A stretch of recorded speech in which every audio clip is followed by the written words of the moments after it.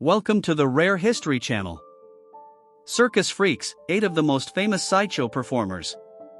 While circus freaks are no longer part of the show, performers from the past are as interesting today as in past eras. The real people rather than the performers the world sees are often just as interesting. Many of the freaks that used to be part of the sideshows had medical conditions that account for their unusual features. In those days, many of the birth defects and other medical conditions that caused people to have strange appearances were thought to be from maternal imprinting. Maternal imprinting would cause birth defects to occur from environmental causes of fear, such as being frightened by a wild animal or witnessing an animal attacking. This was a common explanation that has since been found to be false. We present to your attention the 8 most interesting circus performers of the past. Number 1. Schlitzie, the last of the Aztecs.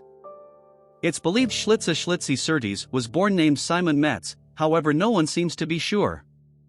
This pinhead performer was the most famous of them in history from his role in Freaks, a 1932 Todd Browning film.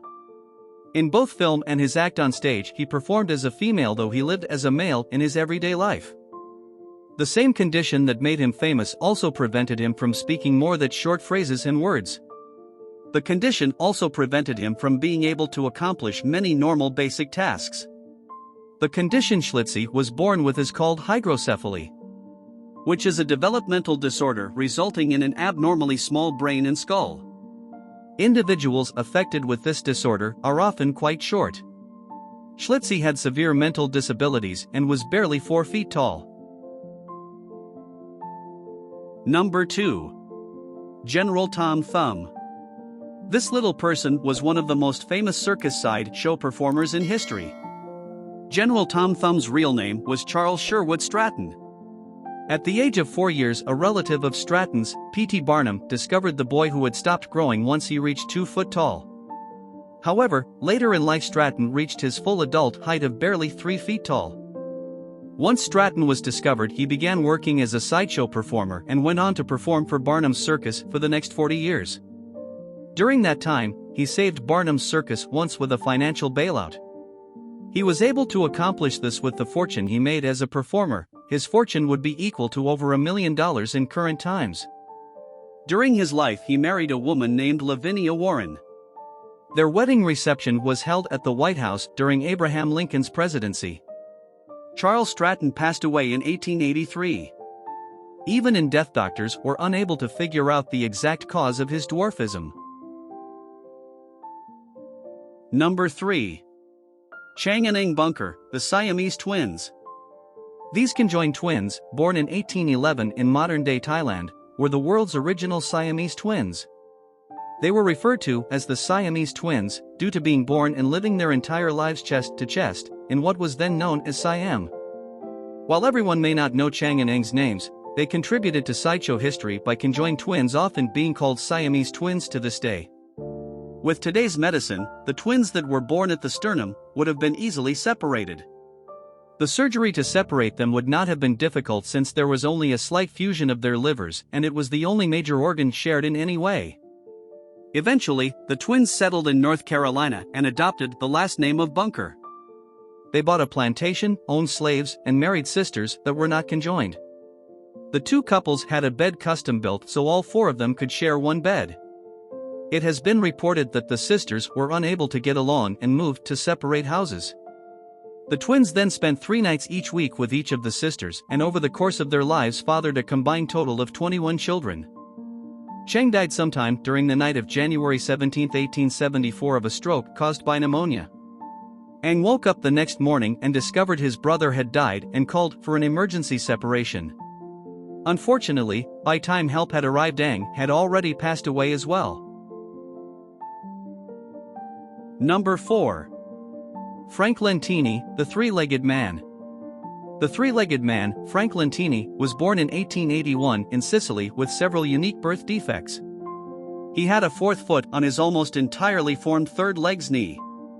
He also had a full 2nd set of genitals that reportedly were also fully functional. These defects were due to a partially formed conjoined twin that was fused at the pelvis.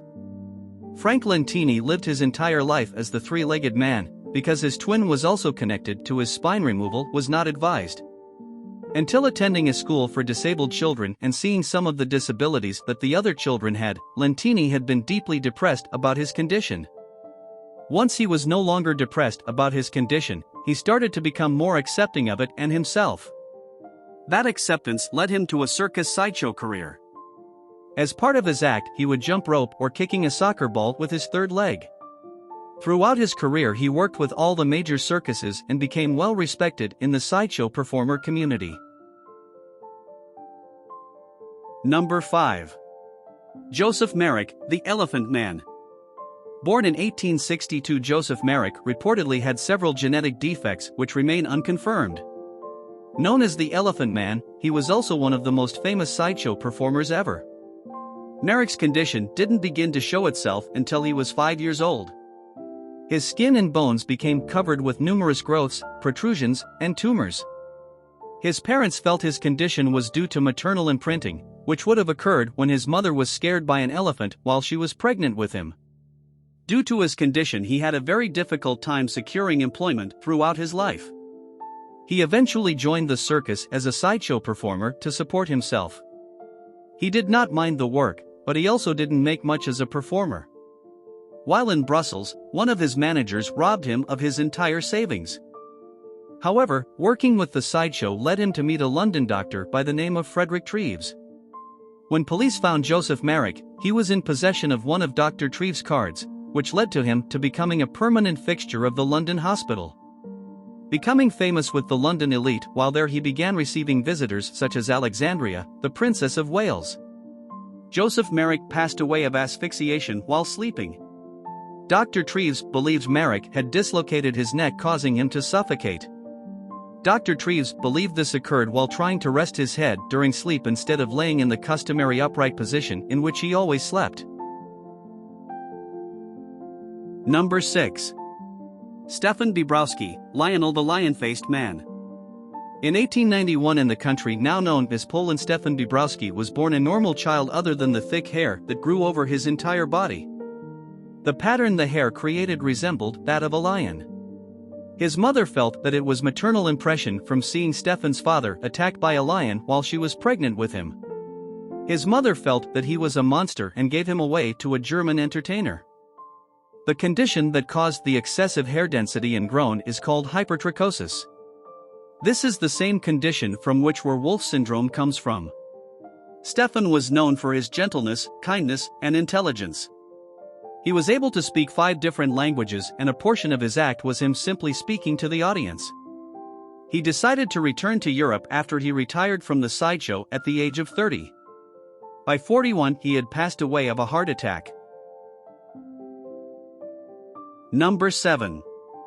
James Morris, the Man with the Rubber Face. Born with Ehlers-Danlos syndrome in 1859 in upstate Copenhagen, New York, James's condition would allow him to pull his skin to astounding lengths. He had the ability to take skin from the back of his neck and cover his own eyes with it. Once James discovered what his skin was able to do, he took advantage of it. He started touring as India Rubber Man or Elastic Skin Wonder.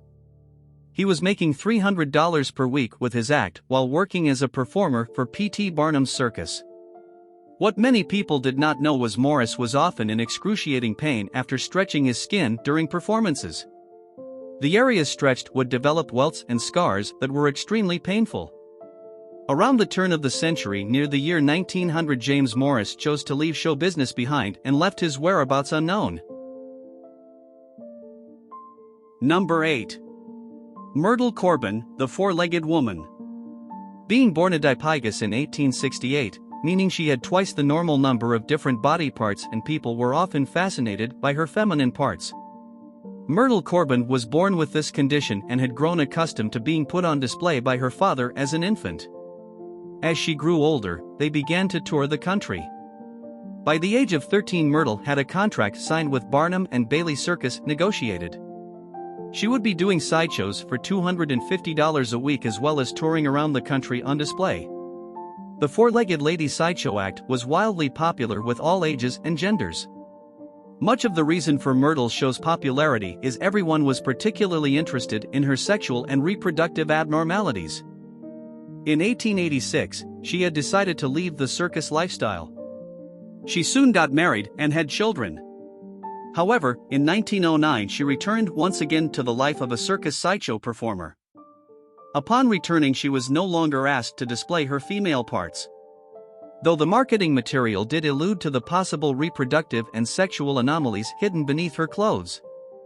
Myrtle passed away in 1928 at the age of 60 years old.